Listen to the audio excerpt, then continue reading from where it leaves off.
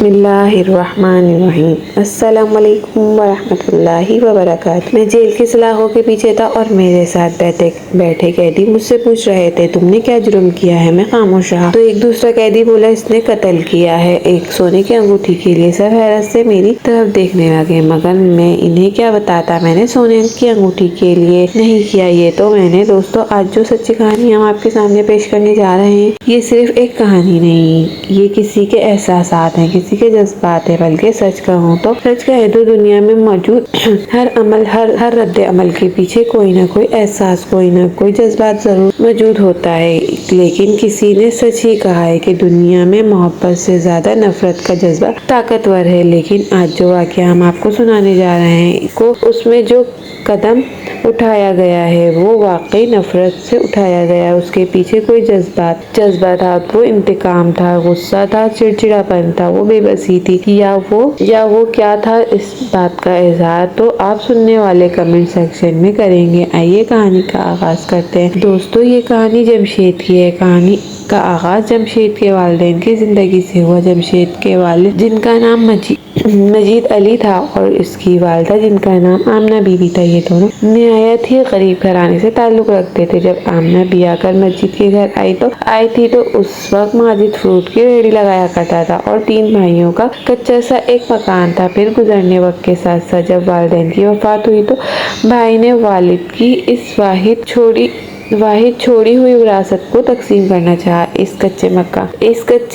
मकान का मिलना था, लिहाजा इस मकान को औने पौने दान में बेच दिया गया और तीनों भाइयों में थोड़ी बहुत रकम आई, आपस में तकसीम कर लिया। आमना ने उस वक्त अपने शौहर को मशवरा दिया था कि इस रकम से कोई कारोबार शुरू कर लेना चाहिए, कोई छोटा मोटा अपना काम।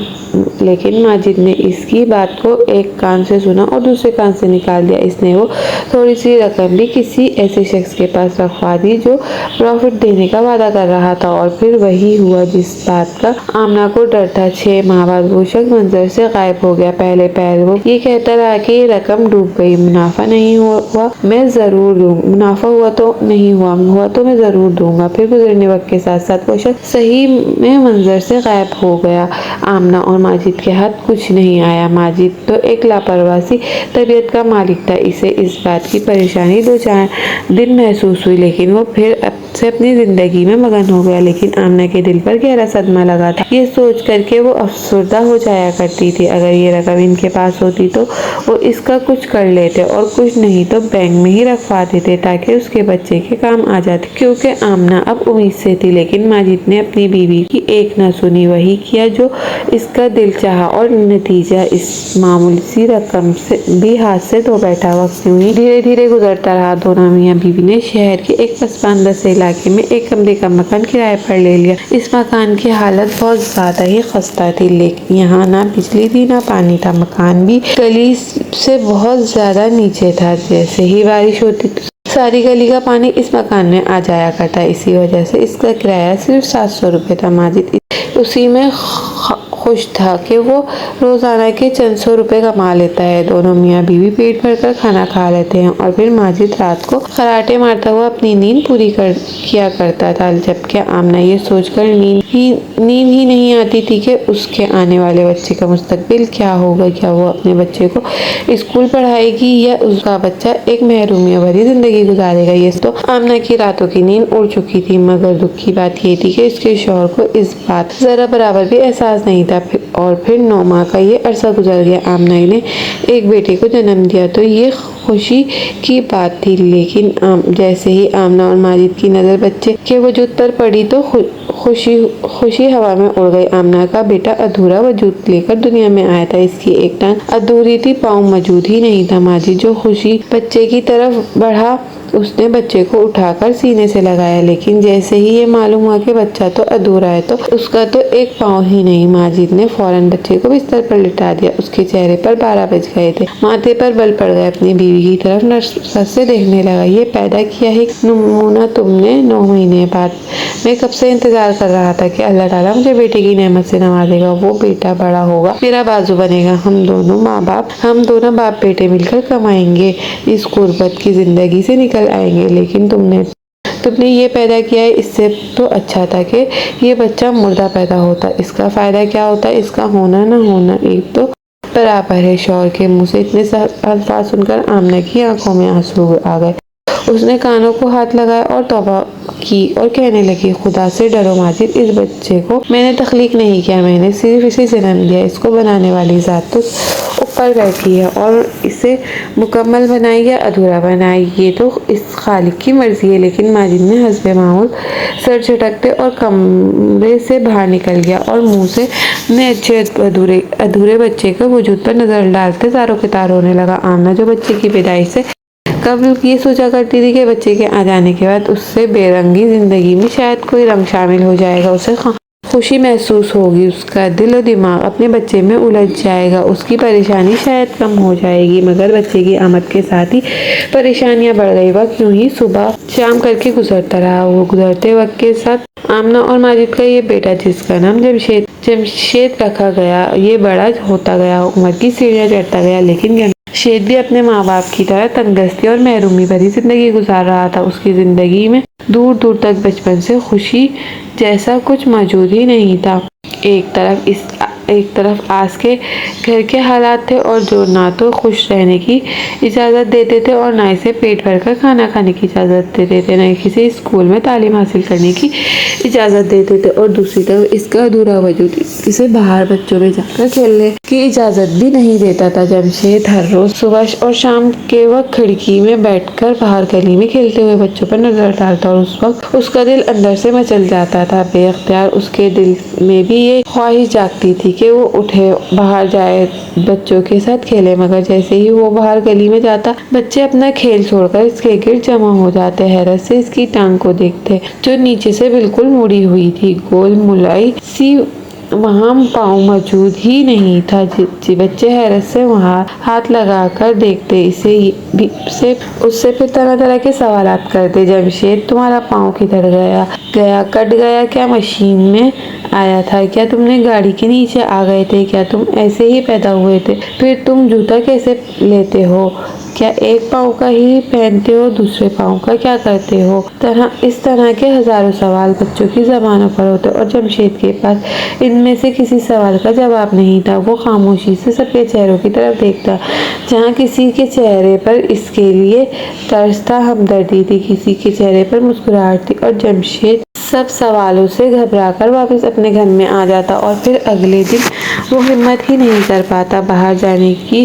रोज़ बरोज़ गुजरते वक्त के साथ उसकी हिम्मत कमज़ोर पड़ती जा रही थी। वो अंदर बंद होता जा रहा था, रहना पसंद करता था, और दूसरी तरफ कुदरत को शायद आमना की एक और आजमाइश भी मंजूर थी। वक्त गुजरता रहा, जमशेद बड़ा होता रहा, लेकिन अल्लाह ताला ने किसी और औलाद से न नवाजा, और यही एक औलाद थी जो अधूरा वजूद रखती थी। जमशेद ने जवानी की दहलीज पर कदम रख दिया।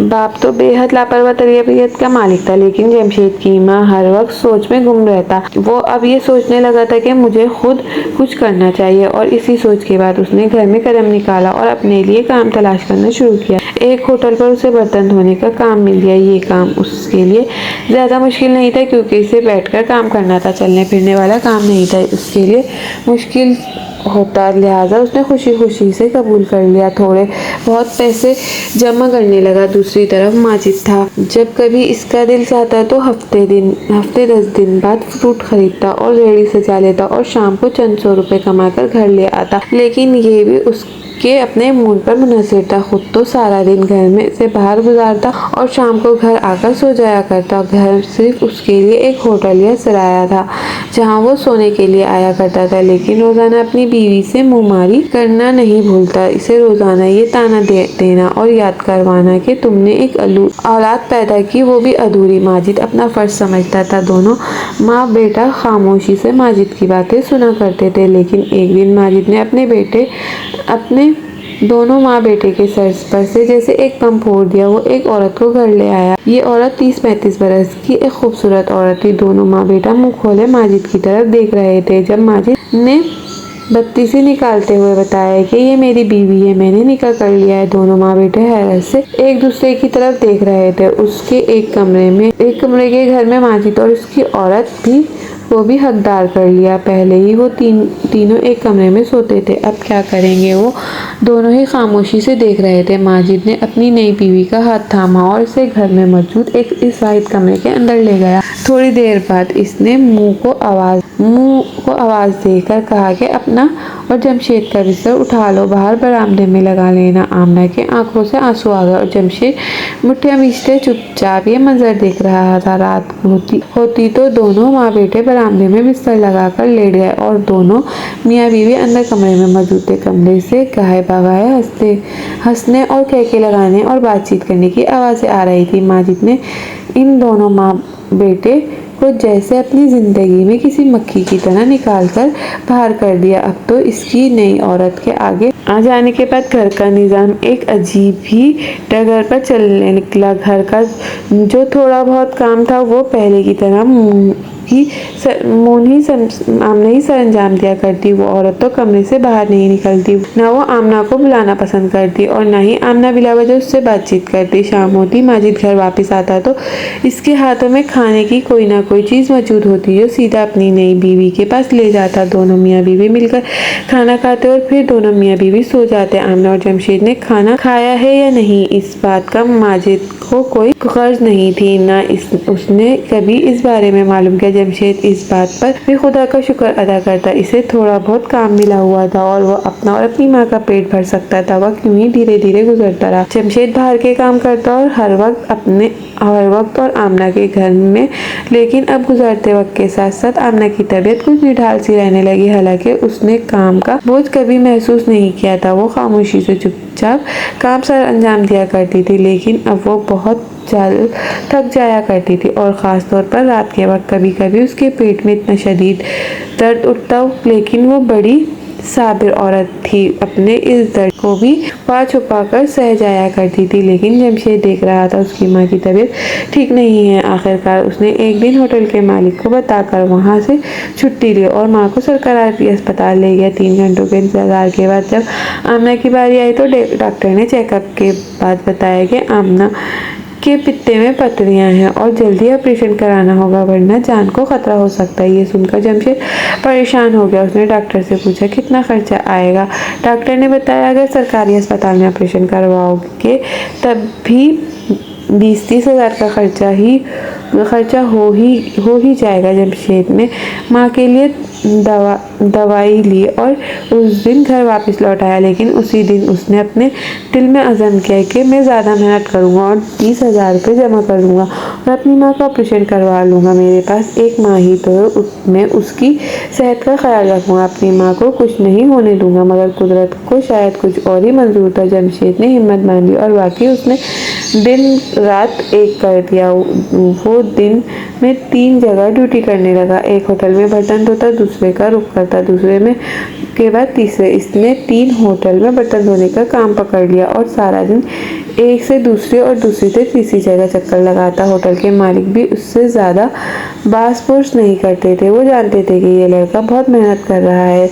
दिन रात 3 जगह ड्यूटी करने के बाद आखिरकार 3 महीने के अंदर जमशेद ने 30,000 रुपये जमा कर लिए। वो बहुत खुश था कि वो जल्दी अपनी माँ का ऑपरेशन करवाएगा, उसकी माँ तंदुरुस्त हो जाएगी। जमशेद अपनी तरफ से मंसूबे बना रहा था। वो पुरअज़म था, मगर कुदरत को शायद कुछ और ही मंजूर था। दिन रात होटलों में काम करने के बाद जब उसने चंद माह में 30,000 रुपये जमा किए, 30,000 रुपये उसके लिए 30 लाख के बराबर थे। ये उसके दिन रात की मेहनत थी।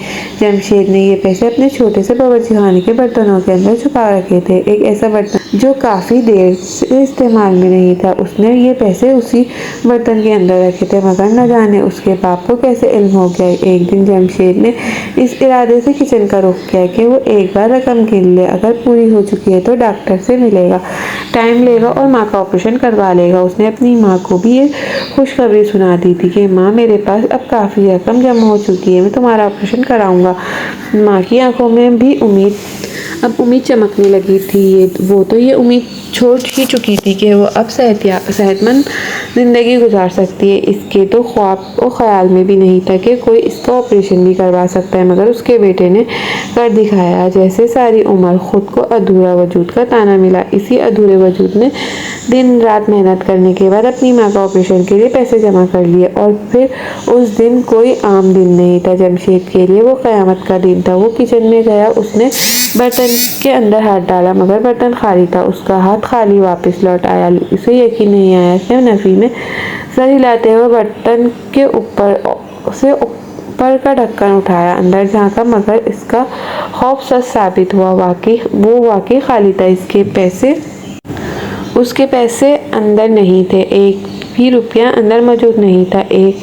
इसका तो जैसे रंग उड़ गया, कमज़ोर सा वजूद कांपने लगा। एक टांग के सहारे वो खड़ा था और उसे लग रहा था वो अभी ज़मीन बोस हो जाएगा। ये नहीं हो सकता। इसके पैसे किसने निकाले? पहला शक उसका अपने बाप पर गया।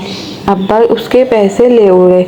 नहीं, अब्बा को तो पता ही नहीं था कि मैं पैसे जमा कर रहा हूँ। हाँ, अम्मा को बताया था मैं पैसे जमा कर रहा हूँ। हो सकता है उन्होंने यहाँ से उठाकर कहीं और संभाल कर रखे होंगे। उड़ी हुई रंगत के साथ जमशेद लड़खड़ाता हुआ अपनी माँ के बिस्तर के पास आया। एक आखिरी उम्मीद का सहारा था और माथे में थामते हुए ये सोचकर शायद उसकी माँ ने रकम वहाँ से उठाकर कहीं और संभाल ली होगी, माँ के बिस्तर के पास झक्का कपती हुई आवाज़ में कहने लगा, माँ, तुमने मेरे पैसे वहाँ से उठाकर कहीं और रखे हैं? बेटे ने ये सवाल सुनकर आमना के अंदर जवाब देने की हिम्मत नहीं। इसका रंग भी बेटे की तरह ही सर्द पड़ने लगा। फिर उसने नफ़ी में सर हिलाया। जमशेद को वाकई अपने एक पाँव पर खड़ा होने के अब मुश्किल महसूस हो रहा था। वो माँ के बिस्तर पर बैठ गया। उसने लड़खड़ाते हुए लहजे में कहा, माँ, फिर वो मेरे पैसे कहाँ गए? उसकी आवाज़ रोंदी हुई थी। ऐसा महसूस हो रहा था वो अभी रो देगा। इतने में बाहर के दरवाजे से माजिद घर में दाखिल हुआ। उसने शायद अपने बेटे के मुंह से निकलने वाले ये आखिरी जुमले सुन लिए थे। माजिद ने अपनी बीवी का हाथ पकड़ा था और बेटे के पास आकर उसके कंधे पर हाथ रखते हुए कहने लगा, अरे जमशेद, घबराओ नहीं, वो पैसे मैंने लिए हैं, तुम्हारी नई माँ को मुँह दिखाई में कुछ नहीं दे सका। ये देखो, मैंने इसे सोने की अंगूठी लेकर दी है। माजिद ने बीवी का हाथ पकड़ा, हाथ आगे करते हुए जमशेद को दिखाया। जमशेद की आंखों में तो जैसे अंगारे दहकने लगे थे। उसने इतने माँ की दिन रात की मेहनत का वो पैसा जो उसने अपनी माँ के ऑपरेशन के लिए जमा किया था, उसके बाप ने इन पैसों को चुरा लिया और अपनी नई बीवी को अंगूठी लेकर दी। जमशेद को यकीन नहीं आ रहा था। माजिद मुस्कुराता हुआ कमरे में दाखिल हुआ और इसी असना में जमशेद अपनी जगह से उठा। उसके गिर्द नजर दौड़ाई। सहन में लगी मोटर के पास लोहे का एक भारी रॉड खड़ा था। वो लड़खड़ाता हुआ इसकी तरफ गया और रॉड को हाथ में थामा। इससे पहले कि आमना समझ पाती कि इसका बेटा क्या करने वाला, जमशेद ने अपना हाथ बुलंद किया और थोड़ी कुव्वत से वो रॉड अपने बाप की नई बीवी के सर पर दे मारा। इसने बुलंद चीख मारी और ज़मीन बोस हो गई। खून का तालाब वहाँ फर्श पर जमा होने लगा। एक पल में कहानी ख़त्म। बस उसके बाद ये कहानी मुख्तसर है। उस दिन माजिद की नई बीवी अपनी जान से चली गई। बहुत ज़्यादा खून बह गए की वजह से जब एम्बुलेंस आई तो अस्पताल शिफ्ट किया गया। वो इस दुनिया से कूच कर चुकी थी। पुलिस जमशेद को गिरफ्तार करके ले गई और जेल की सलाखों के पीछे था। और आमना इस वाक़े के बाद 2 माह भी ना गुजार सकी। वो भी अल्लाह को प्यारी हो गई। अब उस खस्ता हाल और बोसीदा मकान के अंधेरे कमरे में माजिद तन्हाई में अपनी ज़िंदगी के दिन काट रहा है। दोस्तों, मज़ीद इस तरह की सबक आमोज़ कहानियाँ और सच्चे वाक़यात सुनने के लिए हमारी वीडियो को लाइक करें, शेयर करें और हमारे चैनल को सब्सक्राइब करना मत भूलें। शुक्रिया। अल्लाह हाफ़िज़।